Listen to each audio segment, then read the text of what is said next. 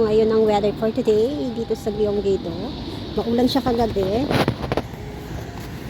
Ang ganda oh. Andito na si Chito Esmeralda. Mga damo lang po ang mga bulaklak dito sa Korea. Pag tigtag season talaga, galing talaga ng weather nila, no? Alam mo, nung winter, halos patay na yung mga tignan niya, patay na yung mga halaman. Halos parang wala nang pag-asang mabuhay. Pero nung nagbago ulit yung panahon, nag-fall season na, ayan, namumukadkad na naman siya. Talagang kusa siya nagpapalit. Ang galing nga eh. Tingnan niyo yung mga bulaklak oh. Grabe oh, ang ganda oh. Puti siya. Tapos, ang dami niyang color pink at saka purple na mga bulaklak kayo.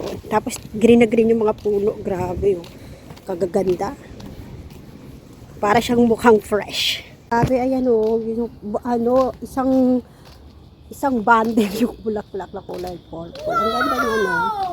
Ang gaganda niya kasi ang kukulay. Grabe. Wait, yung isang ayun oh. Sobrang dami niyang pink. Ayan oh. Grabe. Ayan oh. Pink na pink siya. Tapos ayun puti.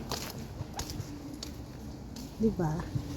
Tapos yan. Para kang nasa telenovela. Grabe. O, diba? Ang ganda-ganda niya. Nakita akong iba-ibang kulay. Mix siya. May orange at saka may red. Nakita ko siya. Ang ganda tignan. Tignan nyo. Nakita ko sa inyo. Ayan o. Iba-ibang kulay niya o. Ang ganda-ganda niya. O, diba? Ayun, ito yung sinasabi ko. Ayan. Parang siyang damo lang dito, no? Kaganda eh. Guys, ayan o. Iba-ibang kulay niya. Red na may pagka-orange. Tapos, may purple. Tapos, ayan. Ganda, diba? So, para ka lang, sis ko, kung ikaw yung nagtitinda ng mga bulaklak-bulaklak dito, sagana ka sa sa paninda. Ay, kaganda. Parang, oh my God. Swerte yung mga kinakasal dito, no? Hindi sila mauubusan ng supply ng bulaklak. Yun, no? Doon sa loob ng apartment, oh. Ang ganda din ng kanilang garden. May pine tree pa, oh. Ayan. Guys, antay lang akong mag-green yung sign bago tayo tumawid. Pag red kasi, stop, go yan ng mga sakyan. Pagka green, yun, pwede na tumawid yung mga tao. Wala ditong traffic enforcer, hindi nga tulad sa Pinas, may traffic enforcer. Dito talaga, CCTV yung nila. CCTV yung, ayan o. CCTV yung kanilang, traffic enforcer. So, tumawid na ako. Tapos, napunta na ako dun sa, sa aming apartment. Ayun yung aming apartment.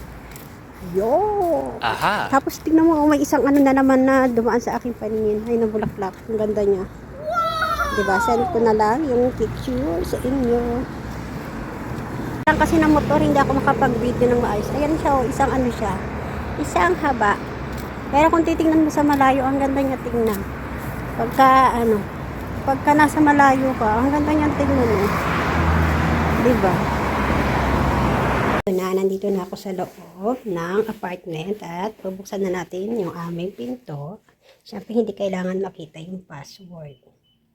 Baka makapasok si Superman. Kaya na madadatnan nyo pagdating dito, o diba? Buhay ang talaga naman. Talagang maging tunay na inay. Dami hugasan, dami linisin, maglalaba, at maglilinis. Ganyan po ang trabaho natin for everyday. So guys, this is my trip for the day here in Korea with your Aiko Filipino Korean vlog here in Korea. So, kung bago kayo dito sa channel ko, lumang sa wall yung aking Facebook reels. So, don't forget to like and share and please subscribe my Facebook reels. So, good night. See you next time. Sana sa Chingya.